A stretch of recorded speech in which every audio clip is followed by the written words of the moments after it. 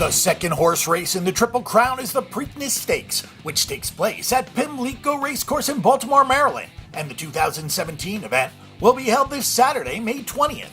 The Kentucky Derby winner Always Dreaming will be trying to win his second race in the Triple Crown, the 142nd running of the Preakness Stakes. This race dates back to 1873 and is currently run at the distance of 1 mile and 3/16.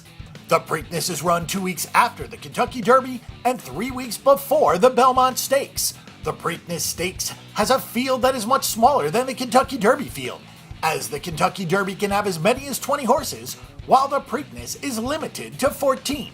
With the smaller field, the horse racing odds are also smaller.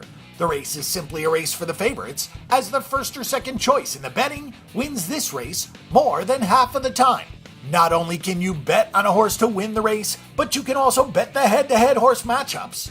These are matchups where you just pick one horse to finish ahead of another horse. As you look at handicapping the Preakness Stakes, there are a lot of things to consider.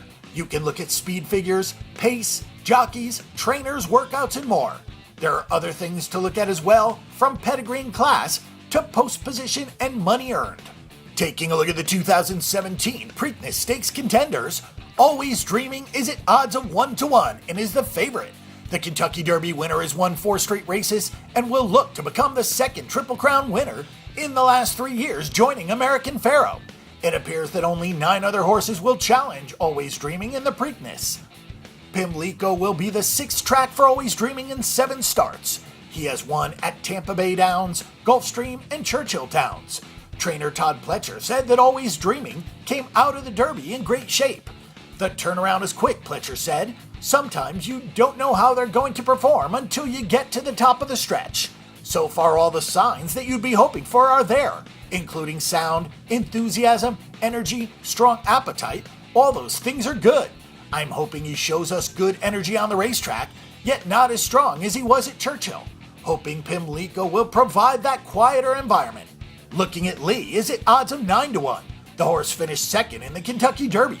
Trainer Steve Asmussen was very happy with his horse coming out of the Kentucky Derby, saying, "I'm just very happy with the way he came out of the race. We'll give him another day off, just walk the shed, and we'll go to the track on our normal schedule. He'll probably have one easy half-mile workout before we head up there." Classic Empire is at odds of 4-1. The horse finished 4th in the Kentucky Derby. Classic Empire got bumped around at the start of the Kentucky Derby and really had no chance. Going on to the Preakness is actually easier than breezing him, assistant trainer Norm Cass said. He had a tough trip. He's a very special horse. Gunnevera is at odds of 10-1. The horse finished 7th in the Kentucky Derby. He is expected to have a different jockey as Mike Smith takes over in place of Javier Castellano, who seems likely to be riding cloud computing in the Preakness. Royal Mo is at odds of 11-1. The horse finished 3rd in the Santa Anita Derby.